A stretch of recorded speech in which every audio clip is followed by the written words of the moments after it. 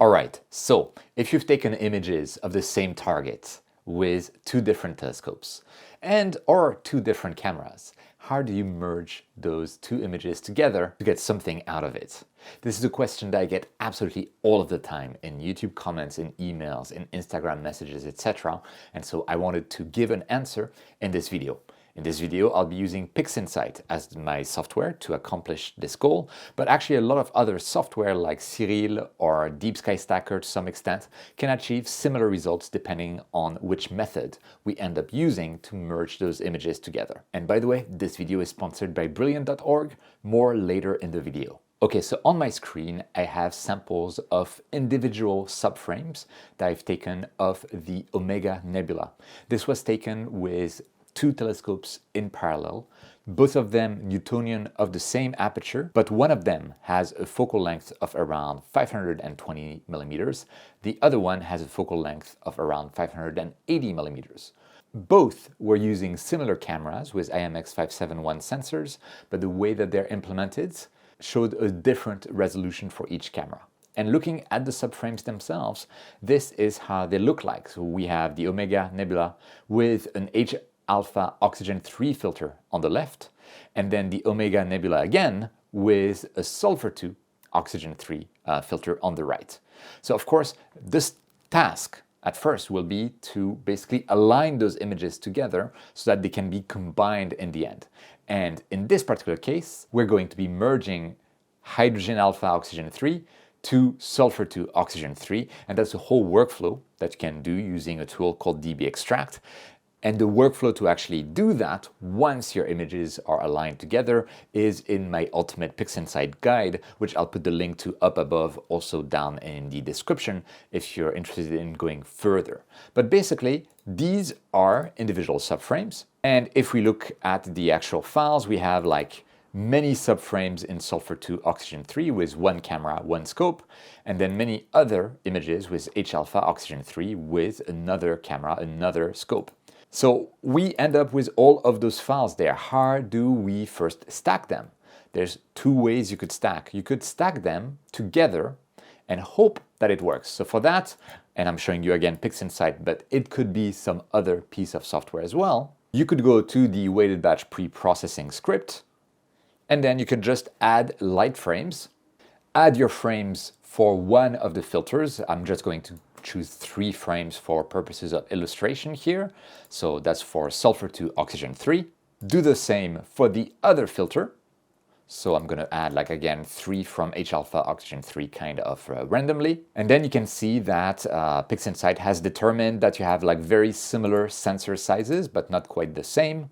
And you also have different filters because the filter metadata is embedded in my FITS files. It's been put in there by Nina. And you can also do the same with something like the ASI Air. In Nina, my filter metadata is actually baked into the files using the manual filter wheel that is available in Nina, where I can manually tell Nina which filter I'm currently putting in my filter drawer.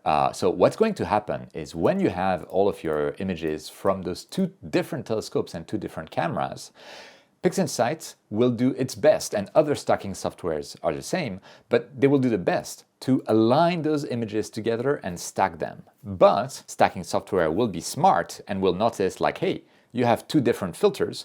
Even if the camera resolutions were exactly the same, it would not like smash them on top of one another. It will still keep the filters separate. And that can work if you don't have like a huge difference between the frames. In particular, if the frames are mirrored from one another. Let's say one of the telescopes was a hyperstar, the other was a refractor. Hyperstar image will be mirrored, the refractor image will not be mirrored. That will always never work with this method. And if you have field of views or pixel scales that are too different, I don't know exactly what the threshold is, it's just going to fail. So that's one method. You could do another method, which is just, in our case, we can remove one of the filters and just stack the sulfur 2 oxygen 3 filter first, and then later on stack the H-alpha oxygen 3 filter. And then we get two completely separate images that are the results of completely separate stacks. And we can look at the results of what that looks like. Now this is the result of the stack of 3 frames. on the Omega Nebula. One on the left is with the 580 millimeters focal length, and the one on the right is with the 520 millimeters focal length. We can see it very clearly, but the size of that asterism that's here and there on both images, it's clearly larger on the longer focal length telescope, which makes sense.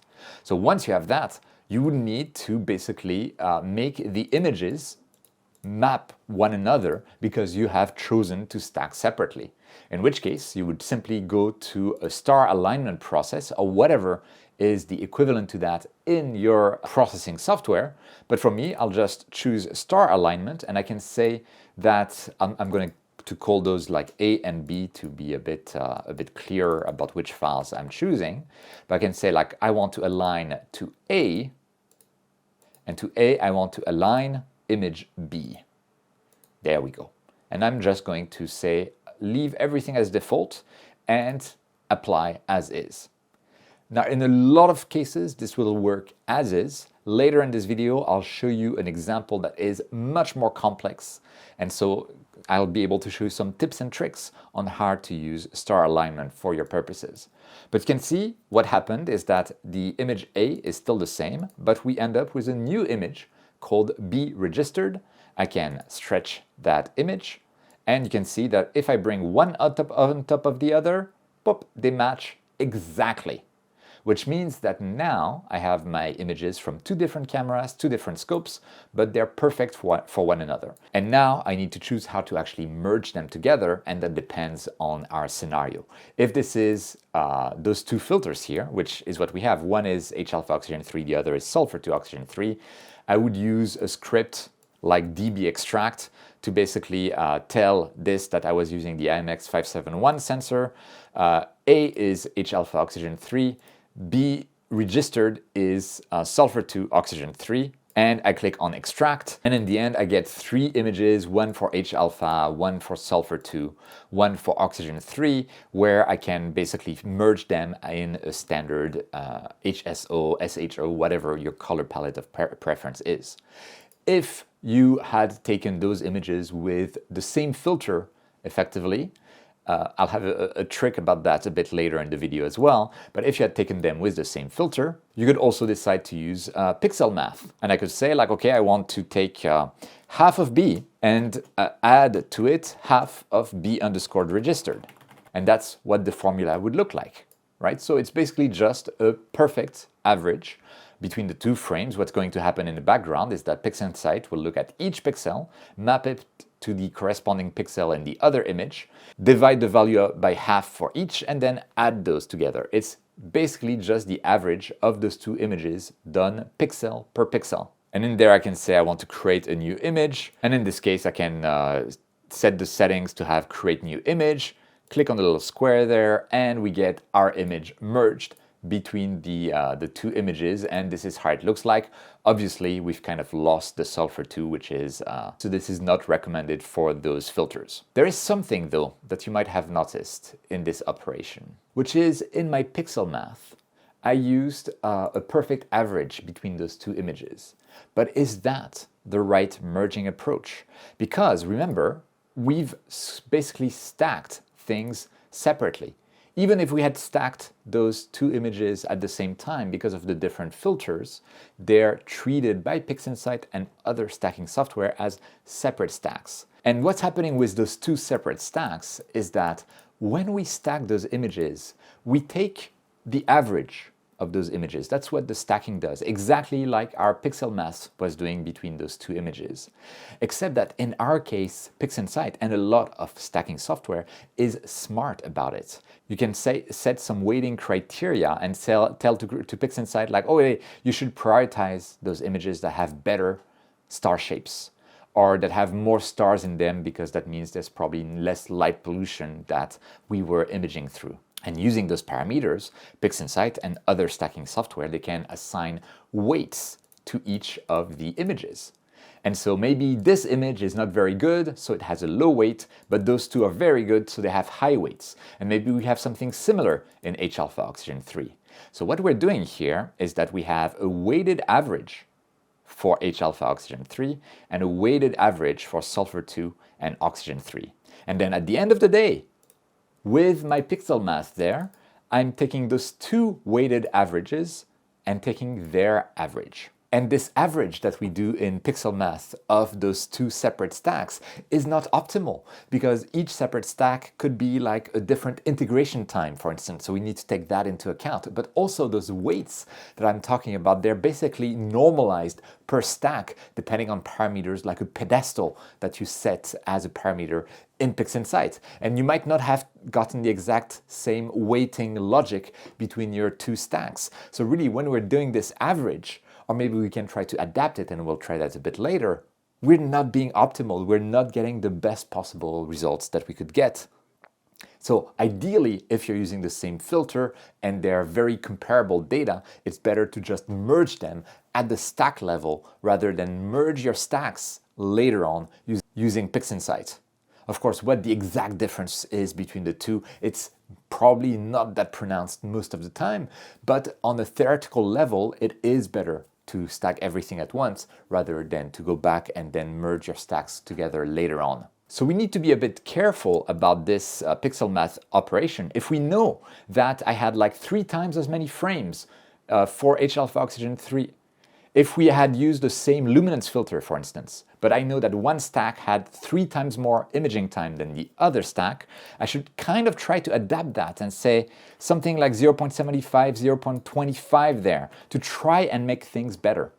But honestly, if I do have to like merge multiple stacks together with pixel math like that, I use the subjective method of just looking at each stack separately and then estimating like, yes, stack A looks 3 times better than stack B. So I'll be doing 0.25 weight on stack B and 0.75 times weight on stack A. And I think that is actually a very valid method because obviously our eyes and our brains, we can look at the images and determine like that an image looks significantly worse than another, and thus we know that we want to give more weight to the better looking image. And I think that's as valid a method as any, and that's the one that I personally use whenever I have to resort to that. But here we'll just be striving to achieve the same result that we would have gotten if we had been able to merge everything at once with a single weighted average, and that is a limitation. By the way, if you're confused about this thing about weighted average and then average of weighted averages and you feel like you need a little refresher in terms of statistics, there's a great way to do that, and it is to use today's sponsor, Brilliant.org. Brilliant is where you learn by doing, with thousands of interactive lessons in math, data analysis, programming, AI, and a lot of other classes available. It structures its lessons as hands-on exercises. You actually need to solve stuff to progress in your learning. And through being hands-on, it sticks in your mind much more than when you're learning passively. And at the same time, because you have to solve those problems, you're building those problem-solving skills that you need naturally. And there's a third thing that comes together with that lesson structure that Brilliant has, which is that it's fun. It's like a game. And when you make learning a game, you help develop a powerful daily learning habit, and it's a lot of fun for me to almost daily use Brilliant. And I was just talking about weighted averages and all that kind of stuff, and there's some really good data courses on Brilliant that are perfect for learners of any level to get into or to continue learning data analysis. And it gives you the opportunity to actually learn to parse and visualize massive data sets. And when doing so, Brilliant uses some real data sets. There's a super cool case study on Airbnb rentals, for instance. And if all of that sounds interesting to you and like me, you want to try everything Brilliant has to offer for free for a full 30 days, you can visit brilliant.org/quivlazygeek or scan the QR code on screen. Or of course, you can click the link in the description. You'll also get 20% off an annual premium subscription. Now we've seen what happens when we stack things separately. I had to register the images one to the other to realign them, but once that's done, we can merge them freely. If we had stacked everything in one go, this is what we would have seen as the result. Those two images are straight the masters out of the stack, and you can see they're already star aligned, and so we can immediately choose how we want to merge those images, as we've just seen for this. By the way, if you ever have different filter metadata in your files, and that's causing you trouble because maybe you have like luminance in one of your files and the other file is just called L as the filter name. For PixInsight perspective, it's like two different filters, and so PixInsight will generate separate stacks instead of stacking everything together at once, which is the preferred approach to get the best resulting image. Now here I have an example, which is not a good example because this is again H-alpha, oxygen 3 and sulfur 2, oxygen 3, but let's imagine that instead of HAO3 and S2O3 we had luminance for one and then L for the other. We want to be able to stack all of those 6 frames at the same time. If I wanted to stack them, I would go to my weighted batch pre-processing, add them as light frames, click open, but you can see they're different filters. They will get stacked as 2 different sets of data, even though they're for reals the same filter and we want to stack them all together at once. So how would you fix that? You can use a script called batch fits keyword edit. To add this script, you'll need to go to resources, updates, manage repositories. This is a script from Cosmic Photons who does so many other cool scripts. And you need to add this line using the add URL button. I'll put the URL down in the description so you can add it. Click on OK. And once that's done, you'll simply need to go to resources, updates, check for updates. And once it's done, it will install the script and you need to restart PixInsight. So let's use the script to tell PixInsight like, hey, no, it's actually all the same filter. So I'm going to go to batch fits keyword edit and I can do add files. And you can see I can choose all of those files here and I can tell it, okay, that we want to edit the keyword that is called filter. There it is, filter. And you can see the current value for this particular file is H-alpha oxygen 3. If I double click here, it's sulfur 2 oxygen 3. It doesn't matter. We want to change it to the same value for everyone. So I could say the new value is L or filter. Doesn't matter. Everything is going to have the same value and I'm just going to copy the comment. It's not necessary, but whatever. Here is what we would do. And you can see that you can just click on OK and it will create new set of files with _F within them to say that they have been edited. Let's just say yes. Now it's done, so I can just close this window by clicking on cancel. And let me go back to the batch pre-processing. And now I'm going to click on plus lights, just like before. But instead of selecting our original frames, I'm going to select the ones with the _F at the ends, the ones that we just edited via the fits header. Open those and bam, you can see they're all under the same filter called filter. And now they will get all stacked, bunched together at once. Obviously for me, the source data is actually 2 very distinct filters, so it doesn't make any sense for me in this case. But for you, if it was a luminance filter or something analogous to that, like you had luminance filter and then CLS CCD filter, something like that, and you want to merge them together, that works great. And what result do you get out of that? Actually, this was on the Eagle Nebula.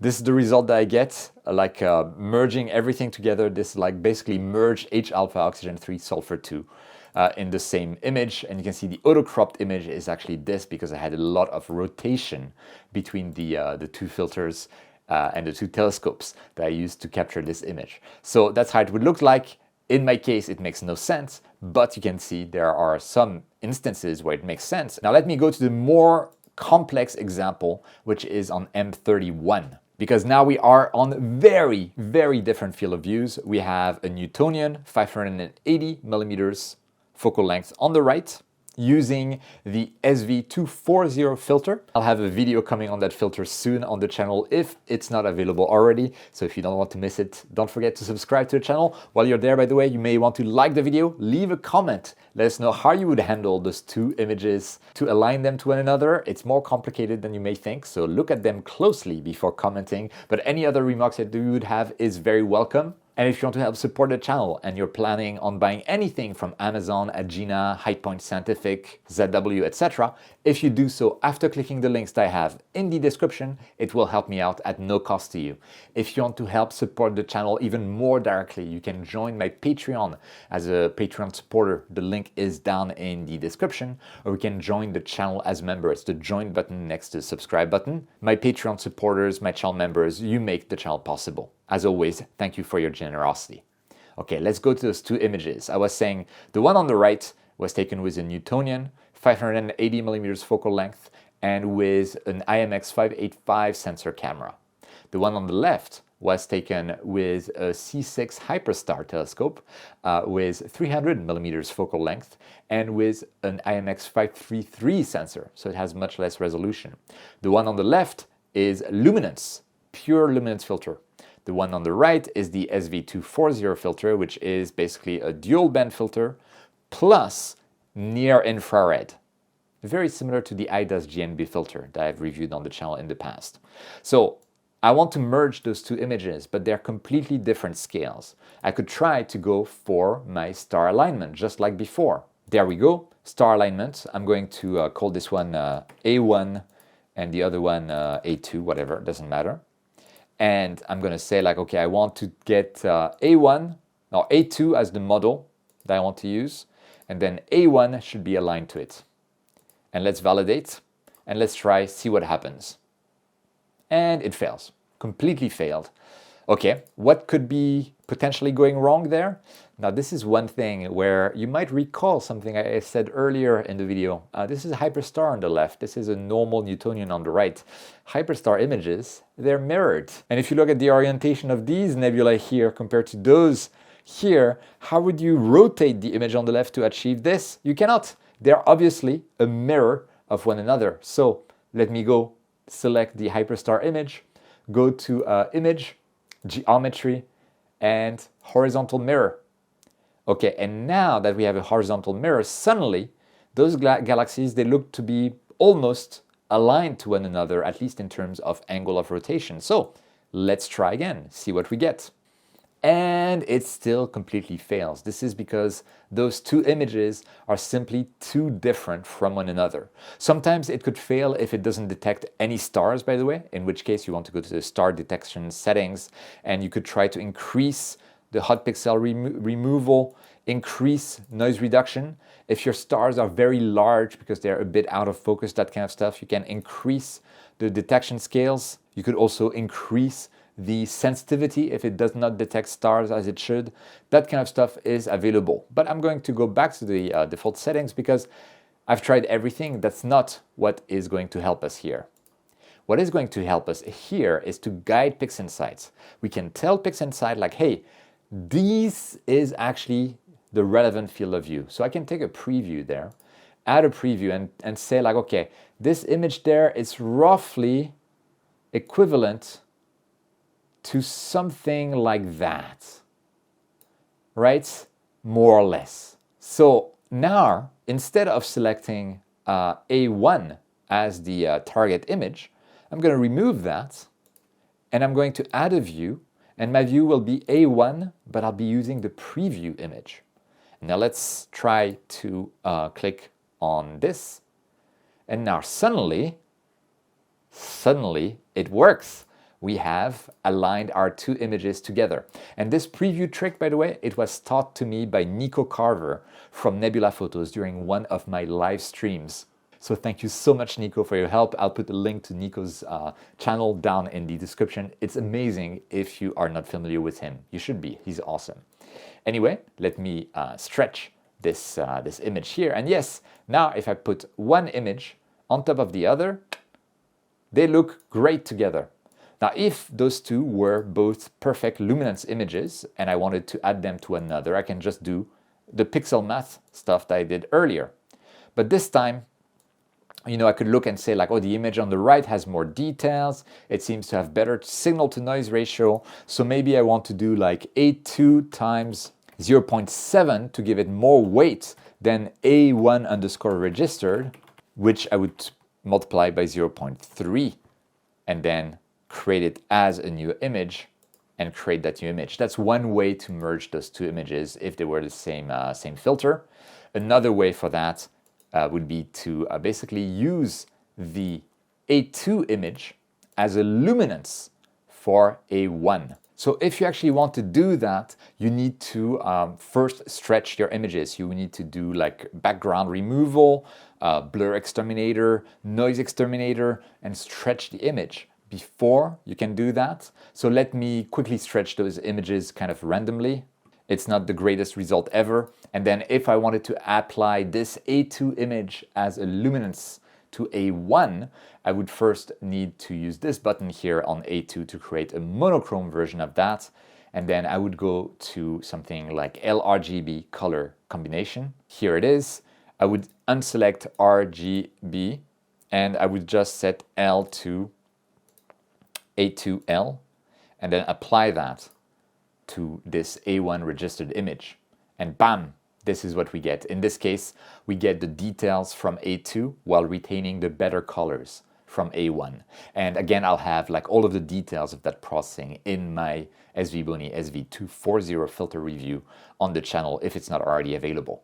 But that's yet another way that after you have aligned your images from multiple telescopes to one another, you're using various means available to you, you could merge them together. I gotta say, this topic was much more of a rabbit hole than I expected, and I haven't even covered all of it. There's other ways that you could merge those images from different telescopes, different cameras together, but hopefully this gives you a way to get started, and I hope it is useful. Please let me know down in the comments if you have other tips and tricks about that, and if you are watching the video, make sure to check the comments because maybe others have some really cool tips and tricks in there. I love the comment sections on my videos. You guys are awesome. It's always super helpful, lots of cool discussions. I love that. So thank you so much, guys. While you're going there, like the video, subscribe to the channel. If you want to support me even more and you're buying stuff from Agena, etc., use my affiliate links. Of course, you can also join the channel as a member, join my Patreon as a supporter. But more important than all of that, thank you so much for watching. Don't forget, whenever you can, to look up at the stars, and I'll see you next time.